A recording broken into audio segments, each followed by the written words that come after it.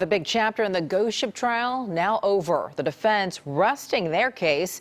Reporter Andria Borba with more on day 4 of testimony from one of the defendants at the center of the case.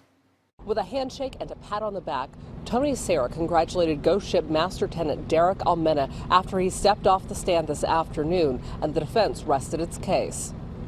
We're through, man! That's a jubilant Tony Serra after the defense rested their case in the ghost ship warehouse trial this afternoon. It was day 4 on the stand for ghost ship Master Tenant Derek Almena, which ended with the prosecution getting Almena to admit he had not fully read all of the documents associated with the warehouse. I'm hearkened, to the words of T.S. Eliot, where he says, this is the way the world ends, this is the way the world ends, not with a bang but a whimper. And this is the way the case ended for the prosecution, not with a bang but a whimper. Serra said he's gotten good vibes from the jury as this trial has stretched on, pushing toward closing arguments at the end of July.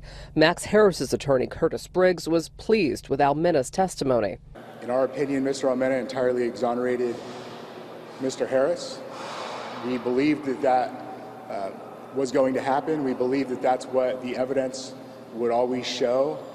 We feel very, very good about Max Harris's position right now, and we're very optimistic. Court is set to be back in session here on Monday for rebuttal evidence. That is likely to only take a day. Then on July 29th, we will have closing arguments. That's expected to take 3 to 4 days.